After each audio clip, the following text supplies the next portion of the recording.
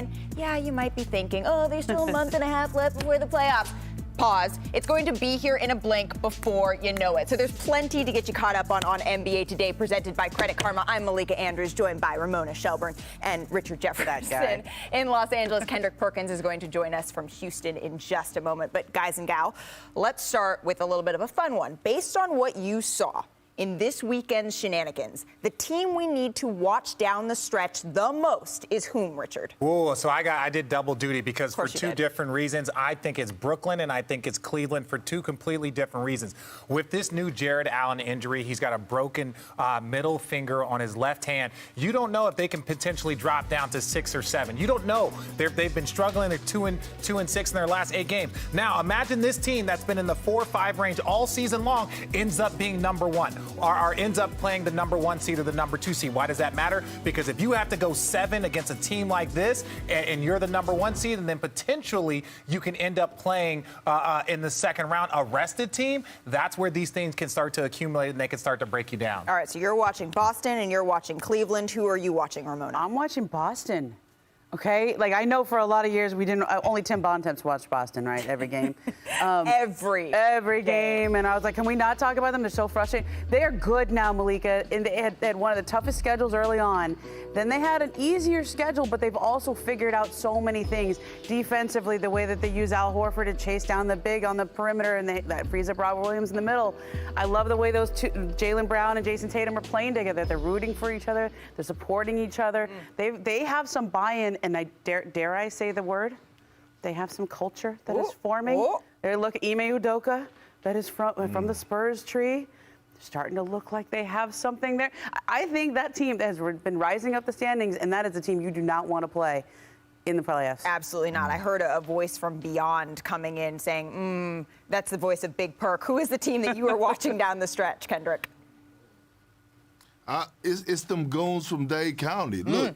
Every time we talk about the 76ers, we talk about the Phoenix Suns, they're just waiting. The Miami Heat are just waiting in a dark alley with their ski masks on, ready to stick people up. And it doesn't matter who is in the lineup. No Kyle Lowry, no problem. Look, they lost against to the Milwaukee Bucks by 1 point, but I must say, the way that they've been handling everybody else for us just Bam getting back healthy, the way he's destroying people right now, the way he's playing at an all-star level. Kyler Hero, who should be the 6th man of the year coming off the bench, doing what he does. And look, they're winning games, and Jimmy Butler hasn't even been playing well. So that's scary in itself. So while we keep looking at all these other favorites, including myself, we just continuously forget about them goons from Dade County. Perk, I'm so glad you went out on the limb and said we need to keep an eye on the number 1 seed. I'm really glad you did that. Thanks, Perk. I appreciate that, man.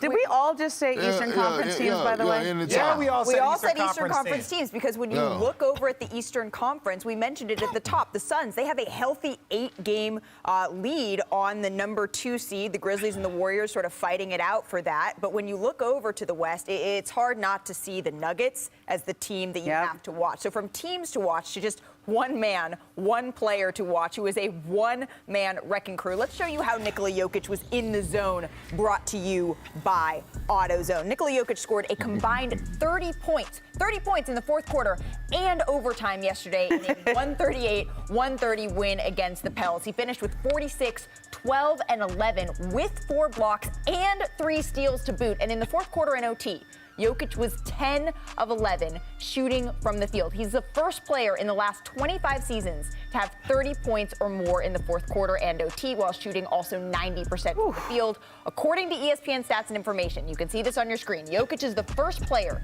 in the last 25 seasons with 30 points or more in the fourth quarter and overtime while shooting 90% from the field. The last player to shoot even 80% while scoring 30 in the fourth and OT, that was Kobe Bryant, who had 33 on 85% shooting. That was against the Blazers, and it was 15 years ago. So here's Jokic after his historic performance. I just try to play the same way, to be honest. You know, when I'm on the court, I'm trying to win, no matter what the situation is. I think the basketball gods, like, always watching you and, like, just be true and just be honest to yourself or to teammates. MVP, MVP, MVP. just another reason, example, exhibition of why Nicolo's the MVP. 46 points, triple-double, but he has 30 points in the fourth quarter in overtime. And to do it, I think, on 80% shooting. First guy to do it since a guy named Kobe Bryant.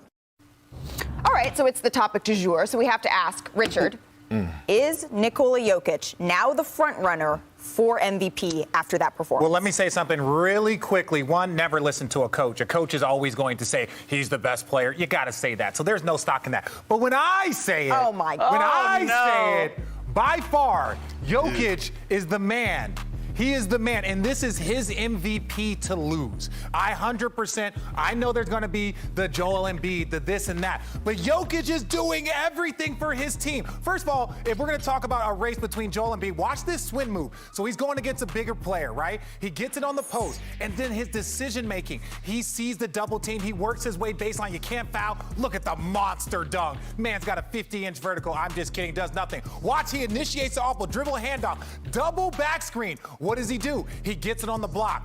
You know there's going to be, look, there's 5 people that are all looking. This man has eyes everywhere, back of his head. Look, he sees it. Terrible job by New Orleans. You can't give up the baseline. What does he do? He takes the baseline. There's nothing you can do against this individual. He has it. Little reverse fillet. Not bad for a 6'11 guy. Then here, taking the post. Double team comes off the ball quickly. Off the ball quickly. But this is something that he does that's very, very unique. All of a sudden, he relocates and knocks down a 3. It is so ridiculous what this individual has been doing and what he's capable of doing. Look at these numbers. Look at the numbers. I'm going to go full Vanna White. You got 30 points. He's 10 for 11. That is 91%. And what do you say? Free throws? He knocked down 2 free throws to put the game into overtime. Then all of a sudden, 3-point. He doesn't really do it that way, but he breaks it down. This individual is having a better season. He's got more triple doubles right now at this point in time than he did last year in his MVP season. So when we say this, Joel Embiid is balling.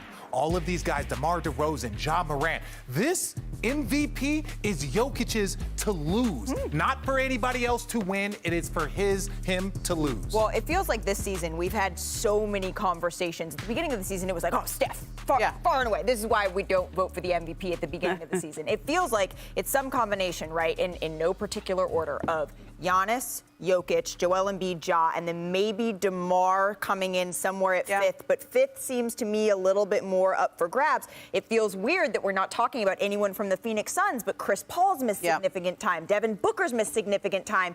And at the same time, we're seeing them still rise. Ramona, you vote for the MVP. Where do you see this Jokic falling in this conversation? You know, the truth is, a couple of weeks ago, I would have said it's Joel Embiid's race to lose. He's done nothing to lose it, though. Yeah. It's just that Jokic has been this good. Well, and he's added help, and Jokic is doing it as a one-man band. Correct. And so then I come back and I go, wait a minute, wait, how can I be ignoring Ja Morant? Ja Morant needs to be in this discussion as definitely part of the top 3 here in terms of how well he's played, but also what he's done for the Memphis Grizzlies. They look like they're going to finish 2nd in the Western Conference. That's an incredible jump for him. And Giannis, how do you not appreciate what Giannis does every year in and year out, greatness every year? And I think he gets taken for granted because of how consistent he has been. I think DeMar DeRozan is in that discussion, probably 5th right now, but if the Bulls make a run as well, that's why we're not to the end yet. Nope. We don't have to vote yet. I wait until the last day to cast my vote. Okay, so now everybody, let's address a couple things. Ja is having historic season. Oh, I like the little ja you put on. Ja. But this is the thing. His team, they played extremely well without him. When you look at Jokic, when he is off the floor, they are historically one of the worst teams in NBA history. So there is no metric, there is no number, there is no graphic, there is nothing that you can come up with that will put any player in a statistical position to be more important to their team than Nikola Jokic. There's not one. We've looked them all up. They can't create them. And it's just then you look at his numbers. He had 30 points in fourth quarter and overtime. That's 17 minutes. Somewhere Zach Lowe has his pom-poms out, and he's like, yes, Richard, yes, Richard. I mean, well, what's Perk doing, though? It's sitting on his bureau. Right. Yes. Big Perk, what do you think about this conversation? Where does Nikola Jokic fall? Here we go. You know what? He's right there in the conversation, but this is the thing that I told y'all about a month ago, that it's going to fluctuate, not weekly, but it's going to fluctuate daily. And see, we forget before the All-Star break when Joel Embiid went and handed Giannis in Milwaukee 42-14 with no James Harden and the win. See, we forget those days. Or we forget things like DeMarcus Cousins with no Jokic, they last game against the Rockets, having 31 and whatever he did and them getting the win. I'm not taking anything away from Jokic. I'm just saying this. He's not a clear-cut favorite, nor is Joel Embiid. I think it's going to go down to the wire. John Morant makes a case along with DeMar DeRozan. These last few games of this regular season are going to be key for all those guys I just mentioned to make a case on why they should win it. Now, I will say this.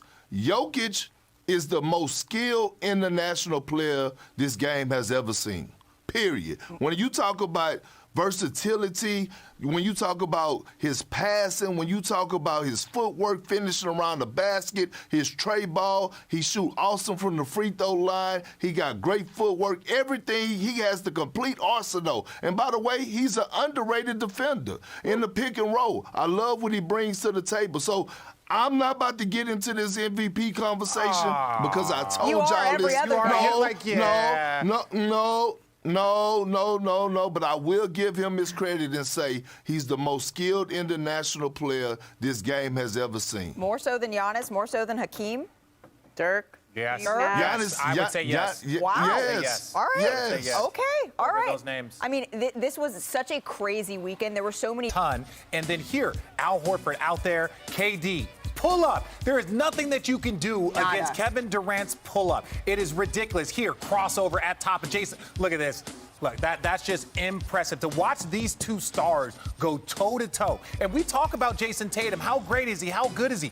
That's Kevin Durant out there. That crossover, that body check, taking it. And what I love is his attack in the paint. It was so impressive. Not to mention Nicholas Claxton. He has worked on his defensive game, and he has become impressive on that end. It's not easy to beat him. Jason Tatum did. Here's Jason Tatum earlier today. Saturday night, I watched the Lakers play, and I seen LeBron score 56. And obviously he is the highest standard, right? Him and MJ. But, you know, I watched that game, and I think the best players, we watch each other play. We see what guys are doing in the league. And to be one of the best, you notice things like that, and you almost try to outdo them. And I think that's the approach I take. And that mentality I took into yesterday's game is, you know, I just remember I watched LeBron play the night before. All right, so Tatum joined some elite company with his 54-piece on Sunday. He tied our friend Tracy McGrady for the fourth most 50-point games before turning 25. The only players ahead of him, Michael Jordan, LeBron James, and Kobe Bryant. Here's Kyrie Irving. I think it's going to be like that. Well, I know it's going to be like that for the rest of my career coming in here. So, you know, it's like the scoring girlfriend, you know, just wants an explanation on why I left, but still hoping for, you know, a text back. And I'm just like, yeah, it's fun while it lasted. I honestly don't know what's better, Kyrie's glasses or Nikola Jokic's coat that we saw earlier. But the Nets, they may not be in full free fall, but they're at least approaching maybe a terminal velocity here, while Jason Tatum and the Celtics, they continue their upward trajectory. So, Richard, I want to start with you here. Which trend is more noteworthy here? The Nets going like this or the Celtics going like that? Well, I think the Celtics going up is more noteworthy, and it's mainly because, you know, you have a first-year head coach.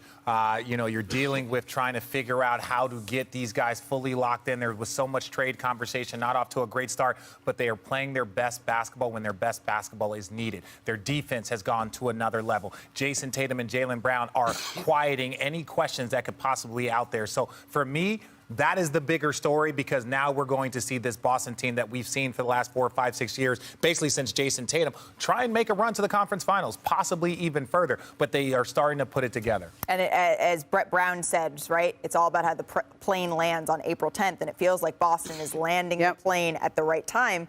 But it also feels like Brooklyn is just not getting it together. Well, how long have we been saying, wait till Kevin Durant gets back? You know how I feel about this. Wait till Kevin Durant gets back, then we'll see. He's been great. He's been individually excellent. But it hasn't mattered as much in terms of their success so far. I'm with Richard, though, in terms of, I think it's the Celtics in their upward trajectory. They are a scary team. And when you talk about their defense, we didn't show a lot of defensive highlights for the Celtics, okay? Oh, they were but everywhere. Jaylen Brown, Jason Tatum, they're raising their hands to guard Kevin Durant too. And when you have your two best players who are that willing defensively on a night when Jason Tatum's going for 54, like for him to go and also be a two-way player, that's why that defense is singing, because you have your two best players buying in on that side of the court. I will say this about Brooklyn, and I know we talked about Kevin Durant, and his numbers have been outstanding. Yep. You can see what they are missing right now. What were they missing? They were probably missing a pretty versatile defender. Yep. Now, we don't know when Ben Simmons, and we've been talking about him all year long. But if you put that man on that floor, there might be 4 to 6 points that come off Jason Tatum's, point total, because he is one of the best defenders and has been since he arrived in this league. So when you look at if they can get KD to do this 35 and what he normally is, if they can get Kyrie to do that, and if you can get, Ben Simmons, and I know we keep talking about all the ifs, but if you can get him on the floor and he can defend and slow that, that's when they become scary. But right now, there's still a hole missing. There's still a hole missing on their team, and it needs to be filled by the guy they just got. Well, and talking to folks around the Eastern Conference, I do want to bring Big Perk into the conversation, but talking to folks around the Eastern Conference, there's this weird teams don't fear Brooklyn, but they don't want to face Brooklyn in an That's called fear. That's called fear. There's this weird sort of dichotomy that's going on there, but I'm looking at the number of games that Brooklyn has left to play, the number that in this moment that Kyrie Irving is still eligible to play in, and thinking about the fact that last year, Brooklyn didn't practice. When I was covering the team, Brooklyn did not practice because they wanted to rest their stars. And now they're saying, well, we need to use our practice time to gel. So they're working incredibly hard in practice, and they're having to play catch up on the court. What do you think is the bigger deal here, Perk, the Nets or the Celtics? Well, I'm gonna pull one of RJ's number, and I'm gonna go with both for the simple fact that he said, to say that you played the game and you know that the Brooklyn Nets only have 17 games left in the regular season. We haven't seen Ben Simmons play since June. We don't know what to expect out of him. And for you to say that, he probably would have made a difference last night, if you said he probably would have made a difference last night, it's disturbing because we don't know if he's in basketball shape. We don't know what his workload on his legs is going to be. Now, when we talk about the Boston Celtics, yes, their defense has been impressive. Robert Williams is a top 10 center in the NBA. But Jason Tatum, especially over this home stretch, when you look at who they played against, they went against the Atlanta Hawks. He won that matchup against Trae Young with the win. Then Ja Morant comes into town. Jason Tatum won that matchup against him with the dub. Then all of a sudden, KD comes into town. He wins that individual matchup with the dub. So when I'm looking at Jason Tatum, I tweeted this. He is starting to give me those Paul Pierce vibes. Protecting the garden, protecting his house. When other superstars come into Boston, he's saying, you're not going to show up in here and outperform me. And what the Celtics are doing right now, they're establishing a home court identity and they're establishing an atmosphere that when playoff comes around, you don't want to come into Boston. So I love what Jason Tatum is doing. I love what Ime Udoka is doing. Robert Williams, Grant Williams, all across the board. They got rid of the guys they didn't need. They picked up Derek White, and the Celtics are rolling. Yeah. Dennis Schroeder. I just want you to say it. No subliminals here. Stay petty so you don't have to get petty. Then say it. There's no subliminals here. Only direct shots, bro. Okay, say keep that same energy when I get to the studio. According to an LA superstar, LeBron James, he put on a show against the Warriors Saturday night. He dropped let me see if I do this right, Perk, hot and spicy 56 points, and that's his highest scoring game ever with the Lakers.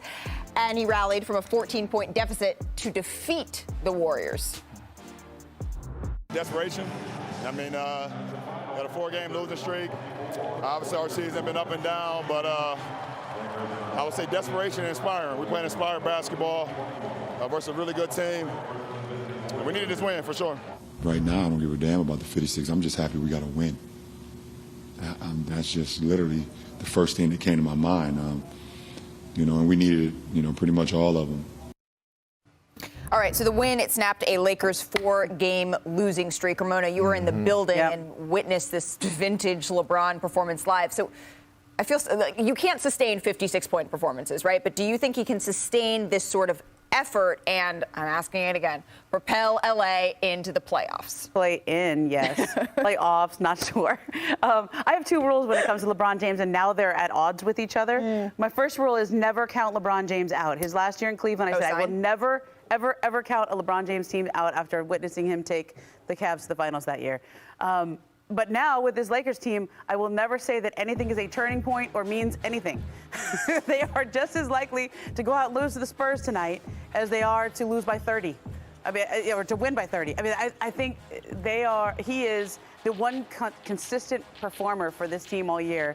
And it was quite the show, Malika. I'm telling you that when he got it going in that fourth quarter and hit the 3 straight threes, that crowd, I mean, it felt like a playoff game in there, even though you had two teams that were really struggling. I was in Milwaukee. I turned on the TV, though, and it was just like, oh, my gosh, why aren't I in the building right now? Big Perk, what do you think? Can he sustain this sort of effort? Where do the Lakers go from here? Well, one thing about it, I think he's shown us all. I think he's shown us all that he can sustain it at any level. He's done it all season long. Look, he's number 3 in scoring right now for his averages 28, 29 points a game. So it doesn't surprise me, but I mean, look, here's the thing about LeBron James, right? He takes such good care of his body. We already know that. Richard and I both were in the locker room with him to witness what he puts his body through on a day-to-day basis. So when it comes down to him being 37 years old and year 19, did the 56 surprise me? Absolutely not, because one thing about it is that he's mastered the game of basketball, meaning he knows how to pick his spots. And when his tray ball is falling, he's unstoppable, but his team is just not that good. But we've seen him on not that good teams before, Richard. No, not like this. Not like this. We have never. Go ahead. No. Keep it rolling. Are you okay? I'm good. Yeah. I'm as good as I'm going to be. Okay. We have never seen this like this. And understand, LeBron James has had a historic offensive season. He's had one of the best offensive seasons he's ever had. We're saying this about LeBron James. He's either number 1 or number 2 greatest player of all time, and he's having his best offensive season he's had in a decade. So what does that tell you? That means that when he was going for 25 plus in 24 straight games and they were still losing, that means that his greatness is not having an impact on the game of basketball the way it should, the way it always has since he was 14. So ultimately, when you look at this team, they're missing too many things. Can he go 35 every night and get him in the play-in? But we saw last year, up 2-1 against the Phoenix Suns, it's not going to be enough. Your reward is going to be a healthy Golden State or a healthy Phoenix Suns. I'm sorry. Those are the two teams. Those are the two teams that everyone's looking at as like probably top 5 to win a championship. Yeah. So if you roll out there with like a great LeBron James, a half-healthy Anthony Davis, and then a rest of the squad that is either struggling or trying to still figure it out in game 83, I'm sorry. So no. No. In so many words, the answer is no. Okay, He's going to pass Karl Malone in a couple of games. That's what we should focus on. Number 2 overall. And we will. When the day comes, that's going to be the highlight. I mean, it's a Monday. I've got brightly colored shirt on. I'm with you. That's what they should focus on. Monday, welcome back to NBA Today. ESPN's senior NBA writer for Anscape, Mr. Mark Spears. He joins us from Senegal to talk all things Basketball Africa League, the BAL. So welcome, Mark. I want to just jump right into it here, because it's Africa's premier men's basketball league. What's the atmosphere like? Think of a HBCU band gone crazy. It certainly was the most amazing atmosphere that I've ever been in. You got people in uniforms, dressed up as lions, dressed up in native garb, and they're performing and singing and dancing 30 minutes before the game. And then for the entire game, they take halftime off. And so you hear these horns, and it's just amazing. And then the game's over, and they don't go home. And they and they continue dancing and singing and having a good time for another half an hour. So it was heartwarming. They've been trying to get this off the ground with fans for 2 years, and to finally see what it's like here in Senegal with fans was certainly one of the more incredible experiences I've had in all my years as a journalist. That's awesome. So what does NBA legend Dikembe Mutombo mean to this league, and even bigger picture, the continent as a whole here? Well, speaking of dancers, there was no one bigger than the 7'2" dancer, and he was dancing with the crowd after the game, having a great time. And he turned to me and he goes, "Mark, I'm home. I'm home." And he that everywhere he goes in Africa and everywhere he was going in Dakar, people were just telling him, "Thank you, thank you, thank you," because he's done so much as an ambassador for that country. In '91, when he was drafted, David Stern basically said, "Let me go to Africa with you," and he went with him. Yeah. And they've ultimately helped build the arrival of the Basketball Africa League. And Dikembe has built hospitals here. He's built a bridge basketball-wise, and he's the greatest ambassador that the NBA has in terms of Africa. So what is the future of the BAL when it comes to growth and expansion here? Well, they'd like to get it in more cities. This season, they're going to play games in Rwanda, in Egypt, and obviously in Dakar. They'd like to go to Kenya, and they'd like to go to Nigeria soon, but they just don't have the arenas that these other places have. South Africa does. And I think their goal is to just drive better infrastructure within the country for the game of basketball. Like I was told, yeah, there might be a court, but there's no coaches. So basketball has a long way to go in much of this country, but the NBA feels like, the future is bright. Absolutely. Well, before we let you go, I just want to take a quick look at this picture that you sent me. What are you trying to do to me, Mark? Because I want to be there. Well, what's going on here? What dish do I need to try? Well, they got the spiny lobster. We have that spiny lobster. That was amazing. There's jumbo shrimp there. There's the fish wallop. I'm probably saying it wrong.